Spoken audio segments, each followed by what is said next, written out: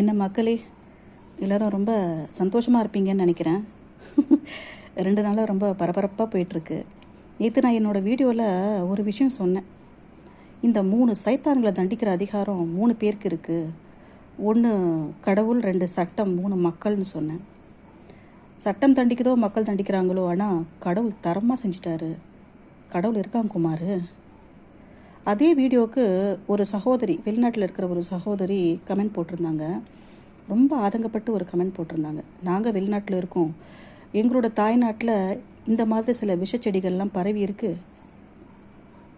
அதை பார்க்கும்போது அவங்களோட வாழ்க்கை முறை அவங்கள மட்டும் இல்லை, அவங்க தலைமுறையை மட்டும் இல்லை, அடுத்த தலைமுறையும் சேர்த்து தானே பாதிக்குது. இதெல்லாம் நினைக்கும் போது எங்களுக்கு ரொம்ப கவலையாக இருக்குது அப்படின்னு சொல்லி போட்டிருந்தாங்க. அப்புறம் இந்த 3 சைத்தான்களுக்கு முட்டு கொடுக்குறாங்க இல்லையா. இப்போ புதுசாக வந்திருக்கு ஒரு அதிபுத்திசாலி மொக்கக்குரல் அப்படிங்கிற ஒரு மூதேவி. அதையும் அவங்க கீழ்ச்சி தொங்க விட்டுருந்தாங்க. அவங்க கேட்ட ஒரே ஒரு கேள்வி என்னென்னா, உன்னோட குழந்தைகளுக்காகவும் உன்னோட தலைமுறைக்காகவும் தான் நாங்கள் பேசுகிறோம், போராடுறோம், அது ஏன் உனக்கு புரியல அப்படின்னு சொல்லி கேட்டிருந்தாங்க. அதுக்கு எப்படி புரியும்? அதோட டாஸ்க் என்ன? ஒரு நாளைக்கு 4 வீடியோ, 48 போஸ்ட், இதையென்னா போட்டு மானே தேனேன்னு போட்டு, ஆனால் கொஞ்சம் ஆக்ரோஷமாக பேசி நிரப்பி வச்சிடும். அதோட உண்மைத்தன்மை என்ன, அதில் இருக்கிற ஆதாரம் என்ன, எதுவும் அதுக்கு தெரியாது. அது பாட்டு ஏதாவது பேசிட்டு உளறிட்டு போயிடும். ஸோ அதை பற்றி நம்ம மைண்ட் பண்ண வேண்டியதில்லை. ஏன்னா அதோட புத்தி மூளை அவ்வளோதான். அது ஒரு கண்டென்ட் பொறுக்கி எங்கேயாவது பொறுக்கும். அதாவது வடிவேலோட ஒரு காமெடி மறுபடியும் ஞாபகத்துக்கு வருது. புதிய செய்தியை கொண்டு வா என்றால் புதைந்து போன செய்தியை கொண்டு வருகிறாய் அப்படின்னு கேட்பாரு. அதை தான் அது நேற்று பண்ணிச்சு. நேற்று இல்லை, ஒரு ஆதாரம்னு சொல்லி ஏதோ ஒன்று பண்ணிச்சு இல்லை, அந்த காமெடியை சொன்னேன். அதனால் அந்த காமெடி பீஸை பற்றி நம்ம பேச வேண்டியதே இல்லை. ஏன்னா நம்ம பேசினா அதுக்கும் அதை ஒரு கண்டென்ட்டாக எடுத்துகிட்டு அதுக்கு ஒரு வீடியோ போடும். இப்போது இன்றைக்கி அந்த 3வது சைத்தான், 2 சைத்தானை விட இது ரொம்ப பவர்ஃபுல் சைத்தான் இது.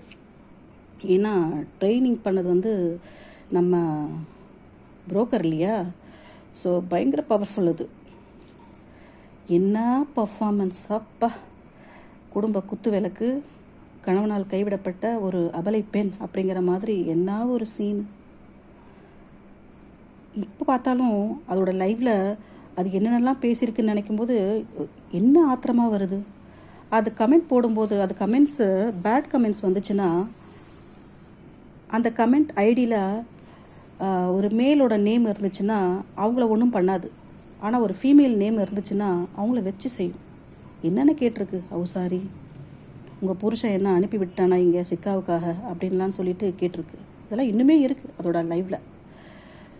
என்னெல்லாம் பேச்சு பேசிட்டு தான் ஒரு அப்படியே பத்தினி குலதெய்வம் அப்படிங்கிற மாதிரிலாம் ஓவர் சீன் போட்டுச்சு. அதை எத்தனை மருமகன்கள் நம்பினாங்க, எத்தனை உறவுகள் நம்பினாங்க. இன்றைக்கி அது வாயாலே வாக்குமூலம் கொடுத்துருக்கு. அது என்ன தான் ஸ்க்ரீன் ப்ளே பண்ணி என்ன தான் அழுது ஒரு கதையை சொன்னாலும் அதில் இருக்கிற உண்மை நமக்கு எல்லாமே தெரிஞ்சது தான். இதில் நமக்கு அதிர்ச்சியோ ஆச்சரியமோ ஒன்றுமே கிடையாது. ஆனால் அவங்களோட உறவுகளுக்கும் மருமகன்களுக்கும் தான் இது கொஞ்சம் அதிர்ச்சியாக இருக்கும். ஆனால் இதுக்கும் முட்டு கொடுத்துட்டு அந்த மூதேவி வரும், இதெல்லாம் அவங்களோட பர்சனல் அப்படின்னு சொல்லும். உங்களோட அந்தரங்கத்தை ஆன்லைனில் விற்று பணமாக்கும் போது உங்களுக்கு தெரியலையே அதெல்லாம் பர்சனல்னு சொல்லிட்டு. இப்போ தான் உங்களுக்கு தெரியுது அதெல்லாம். அதாவது இந்த மொக்கக்குரல் எல்லாருடைய முகத்திரையும் கிழிப்பேன்னு சொல்லிச்சு. ஆனால் இப்போது அது இருக்கிற புரோக்கர் ஃபேமிலியோட முகத்திரை தான் இப்போ ஒன்றுனா கிழிஞ்சிட்ருக்கு. இன்னும் கிழியும்.